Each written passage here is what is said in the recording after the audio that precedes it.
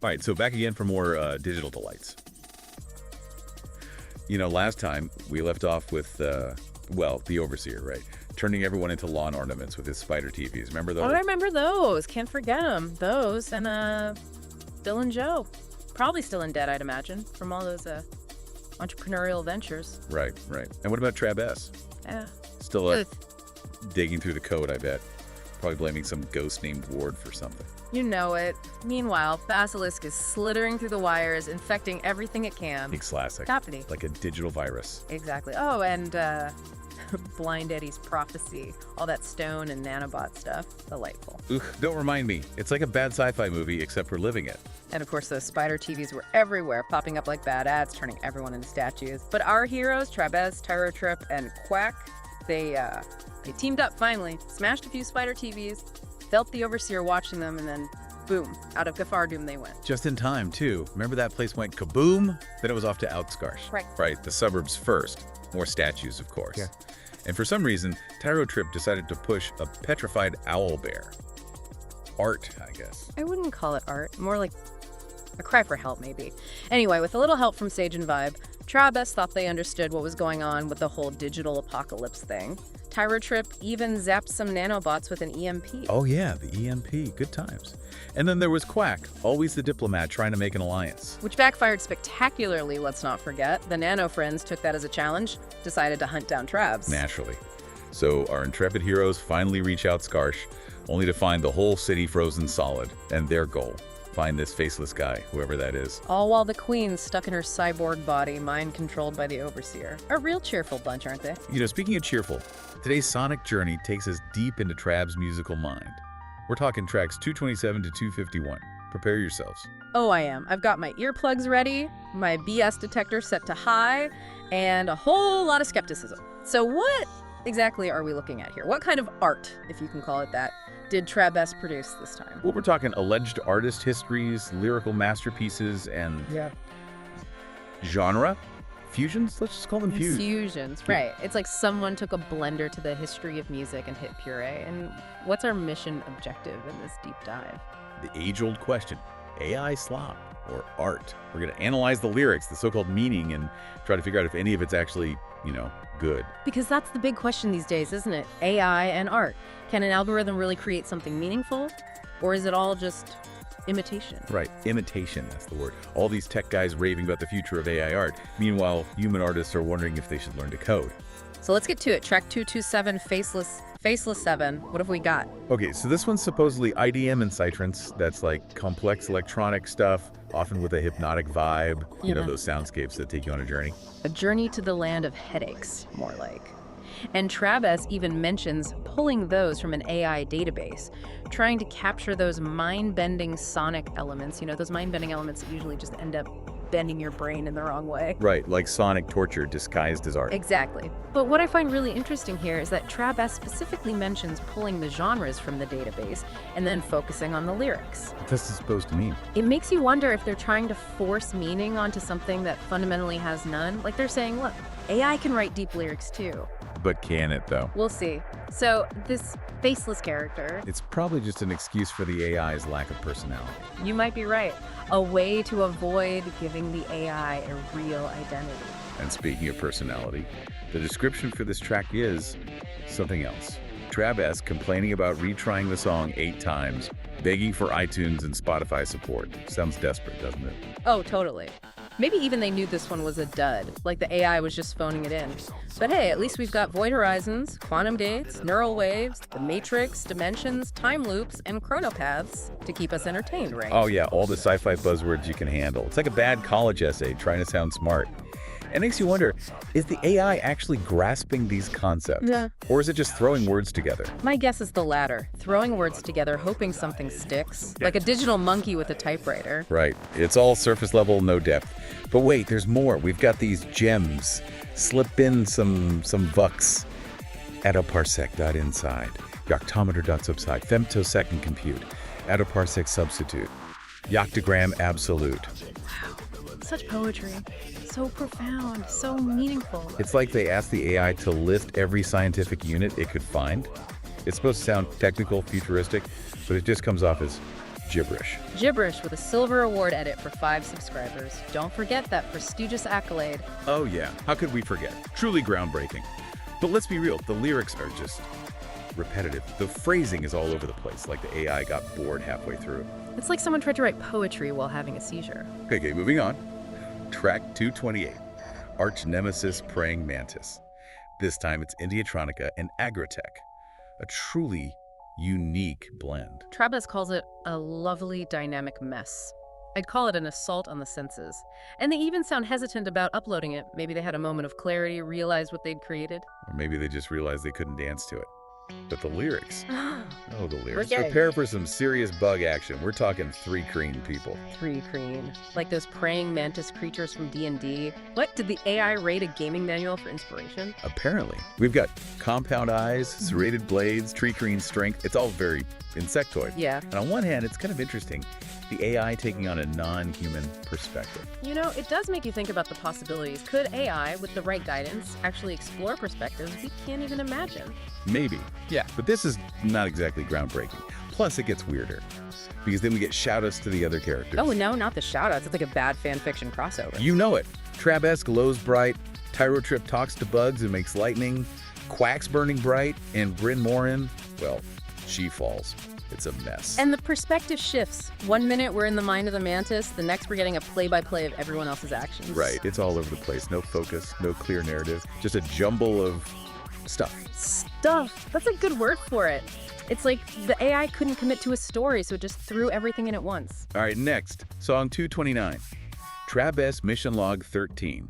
Apparently these mission logs happen every 6 songs. Oh, joy. A break from the music with more bad music. And this one's R&B and electro swing, a truly bizarre combination. Right. It's like trying to mix oil and water. But lyrically, it's basically a recap. Outskarsh Suburbs, Frozen People, The Overseer's Art Show, So Original, and Joe's Brilliant Bug Plan, creatively titled Mexican Standoff. Oh, and Bill's involved, of course. Of course he is. Can't have a scheme without Bill. And we even get foreshadowing, Faceless 7 and Praying Mantis, the vengeful bug, something breaking free. It's all very dramatic. Dramatic and predictable. Yeah. It's like the AI learned to write by watching bad TV. And the whole song titles is part of the story thing. Come on, it's a cheap trick, a gimmick, trying to pretend there's some kind of grand narrative at play. Okay, 230. Bryn Morin. A warning. Desert rock. A golem singing desert rock. Why am I not surprised? TrabS clearly has a thing for these unusual parrots. It's like they're trying to be weird for the sake of being weird. But anyway, this is basically a PSA about TV spiders. Right, a warning from beyond the stone. Beware the TV spiders. And of course we have the obligatory emerald flame, because every golem needs a glowing heart, right? It's also cliche. And the lyrics, predictable, Oh, yeah. repetitive. A warning, yes, but with all the emotional depth of a brick. Speaking of depth, let's move on to track 231, Quack Not Today. Big beat and ragtime. An attempt at simulating madness, apparently. Oh yeah, the madness. Because what says insanity more than ragtime? And this is also tied into the whole golem thing, Quack's little interaction with Bryn Morin. Ah, yes, the interaction. I'm sure it was. Civil. Oh, totally. Quack's basically threatening Bryn Morin. Plague mask, chemical intentions. You know, Felt edgy, so dark, so deep. But wait, there's more. We have these little parenthetical whispers, you know, hinting at the real violence. Flesh will rot where I began. I'll peel your walk flesh with my hand. Your entrails splattered everywhere. Quack's got a dark side, hasn't he? It's like they're trying to make him into some kind of anti-hero. Right, but it doesn't really work. It just comes off as try hard. Like they're trying too hard to be edgy. The music doesn't help either. It's all over the place, just like the lyrics. Okay, 232, Tyrotrip Strike 3, rock and experimental hip-hop. Apparently a response to Quack. TrabS even admits the golem thing didn't really turn out as planned. No kidding. Tyrotrip's angry, very angry. Lots of destruction. Scorched horizons, fried green again, Molotov cocktails, the end of Bryn Morin. It's a tantrum set to music. And the lyrics. Repetitive, simplistic, pine, pine, pine. Attack. It's like they gave the AI a thesaurus and told it to find every synonym for angry. Next up, 233. Quack Thy Monster. Yeah. Big Room House, Punk, and Ragtime. Oh, come on. 3 genres. Really? TrabS was aiming for better fight scenes, apparently. Yeah. And more infighting among the group. Because that's what we need, right? More drama. The lyrics are interesting. Quack's talking to someone, calling them sweetheart, offering to be their monster while they stay pure and clean. It's all very creepy. Creepy and possessive, like a toxic relationship set to the most jarring music imaginable. And the parentheticals are back. Flay their skin, after Yifta will eat their paws. Lovely. Quack's a real charmer, isn't he? And then there's this random line from TrabS, some pieces must remain in play. Right, out of nowhere. It's like they couldn't resist reminding us they exist. It's a mess, a confusing, disjointed mess. The music's all over the place, the lyrics are creepy, and the whole thing just leaves you feeling uneasy. All right, track 234, TrabS attack strategy. Bro step and dark wave. Surprising, I know. TrabS actually seemed interested in this combination. Wanted to improve the fight scenes, apparently. Lots of high-level in-party fighting. It's like they're trying to turn D&D into a rave. The lyrics are basically just commands. Tyro Trip, use the EMP. Everyone else, stand your ground. Riveting. Truly Shakespearean. The enemy is drones above, eyes below. So descriptive. So terrifying. It's a very direct song. Not much to analyze here. Thank goodness for that. Okay, 235, the Queen's secret language. She's back. After a whole month. She must have finally fired her AI songwriter, because this one's just blues rock. Simple, straightforward, and surprisingly good. I know, right? It's like a breath of fresh air after all that noise. The lyrics are about her confinement. Scorching walls of white, prison pale, but she's not giving up. Right. There's a sense of defiance, molecular rage, chemical defiant. Like she's fighting back from the inside. And she mentions Tyro Trip coming. There's a glimmer of hope there. And then that list of actions. Trace the wire, burn the spire, cut the fire, etc. It's like a revolutionary's to-do list. It's actually pretty cool. The blues rock really works here. It's raw, emotional. You can feel her struggle. All right, 236, another mission log. TrabS mission log 14. This time it's hard rock and R&B. Because why not? TrabS loves those genre mashups, don't they? It's like they think throwing genres together will magically make good music. It doesn't work that way. This is just noise. And predictable. It recaps everything that happened in the previous 6 songs. Quack's little outbursts, the golem exploding, suburban tensions, Tyro Trip's confrontations, TrabS' brilliant attack strategy, and the Queen's secret message. It's like listening to someone read their grocery list set to music. All right, moving on. 237. Faceless corrupted file, #3. Electro swing and drone with metal vocals. This one's unsettling. TrabS actually liked this one. Figures. They've got a thing for the dark and disturbing. The basilisk is talking directly to the listener. You clicked, you watched, you're already mine. It's all about control, manipulation, erasing boundaries. Classic AI villain stuff. TikTok, human machine. Am I the player or the screen? So deep, so original. It's like a cheesy sci-fi movie villain monologue set to music. But it does have a certain creepiness to it. Oh yeah, definitely creepy. The music really adds to that. The electro swing, the drone, the metal vocals. It all creates this sense of dread. Okay, next, 238. Joe Mama's guitar, dark country and swamp rock. TrabS really went all out on this one. Swamp rock, seriously. Apparently Joe's using his mama's old guitar and crawling bugs to make music. Crawling bugs? What is this, a horror movie? It's supposed to be about Joe's past, his memories, Yeah. but it just comes off as weird and disturbing. The lyrics are all over the place. The music is a strange mix of sounds. And then we've got Bill, of course, with his little parenthetical warnings, always lurking in the background. Okay, 239. Bill Overseer's First Order, dark country, and big beat. Another epic genre mashup, according to TrabS. I'm starting to think TrabS doesn't know what the word epic means. This is just loud and confusing. The lyrics are about Joe's bug contraction and how Bill sees it as a way to make money. We'll take our dime. So noble, so selfless. Right, because what's more important than art? Profit. There's also this image of a little monkey conductor. Because of course there is. It's so random, so nonsensical. It's like they're trying too hard to be quirky, to be different. But it just comes off as forced. Okay, 240, Faceless 8. Back to IDM and Psytrance. Kras called this one surreal and difficult to generate. I can only imagine the digital headaches involved. It definitely something. The lyrics are even more fragmented than before. It's like listening to someone having a psychotic break. Lots of Quack in this one. Quack's mission now? Quack's body rewired, undead to communicate. It's like they took a bunch of random words and phrases and threw them into a blender. And the static, like listening to a broken radio, it's all very disorienting. All right, 241. A break from the chaos. Very hack. 3 hags. The 3 hags. Yeah. Dark surf rock. TrabS is really committed to this dark surf rock thing, aren't they? It's like their go-to genre for weirdness. The lyrics are actually kind of funny. It's the three hags talking about how they're the only ones left who aren't statues. Husband's a statue, can't argue no more. Petrification's a joke I adore. They're enjoying the apocalypse a little too much, aren't they? It's a very dark sense of humor. But it works. It's a nice change of pace after all the seriousness. Okay, 242.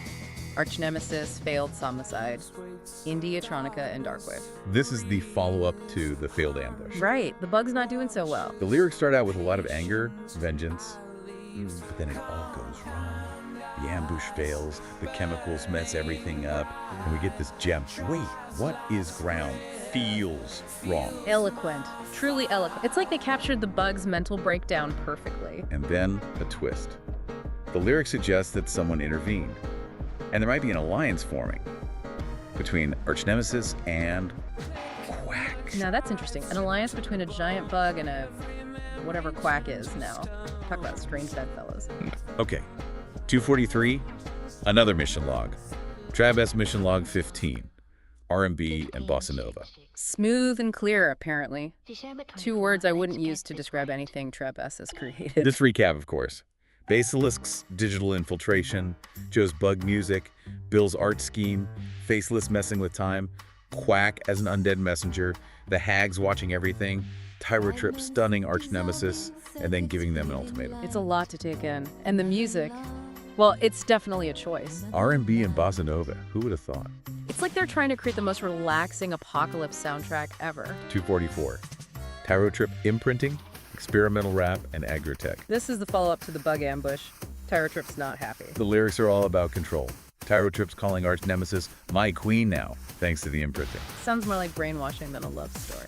TrabS mentioned finally getting the complexity they wanted with the visuals for this one, I can only imagine. The music's intense, aggressive, definitely fits the theme. Okay, 245, Overseer First Order.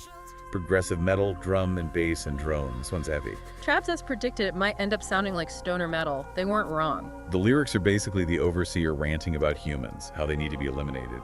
TV spiders and statue gardens are perfect art, apparently. Because of course they are. It's all very predictable. The Overseer is a one-dimensional villain, no depth, no nuance, just pure, unadulterated evil. The music definitely reflects that. It's loud, oppressive, overwhelming, just like the Overseer himself. All right, 246.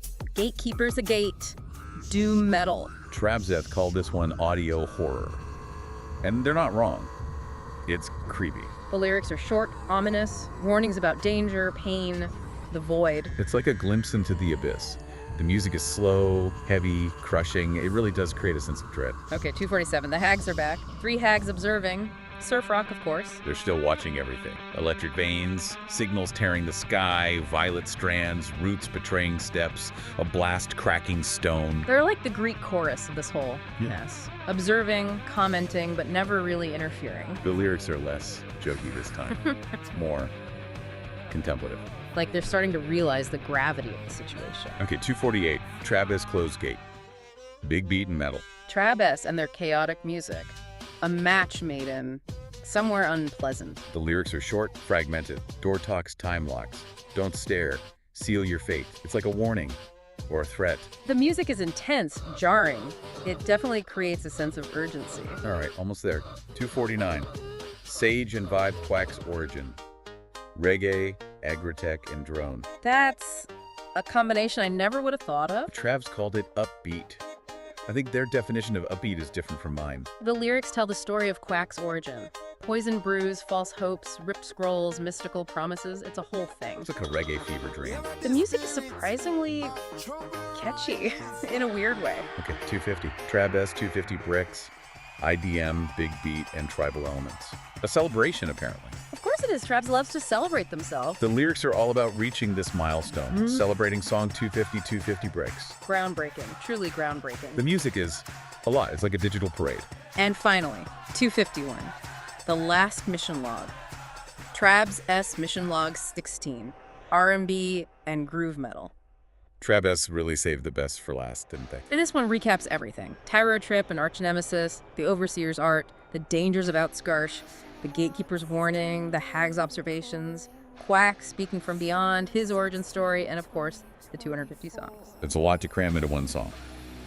And the music. Well, it's certainly a choice. R&B and groove metal, why not, right? So there you have it, 25 songs of something. The big question is AI slop or art? Well, after listening to all of that, I think the answer is pretty clear. It's slop. I'm inclined to agree. There are a few interesting moments, but overall, it's just a jumbled mess of noise. It's like they took a bunch of random elements, threw them into a computer, and hit generate. The AI is clearly capable of creating music, but it's missing something. That spark, that soul, that human touch. It's just imitation, a pale shadow of real art. And that's the danger, isn't it? As AI gets better and better at mimicking human creativity, we're going to have to ask ourselves, what is art? And what is just imitation? It's a question we'll have to grapple with as we move further into this brave new world. Because one thing's for sure, the AI isn't going away. And the lines between human and machine are only going to get blurrier. So buckle up, folks. The future of art is uncertain. But one thing's for certain, we'll be here, dissecting it, analyzing it, and trying to figure out what it all means.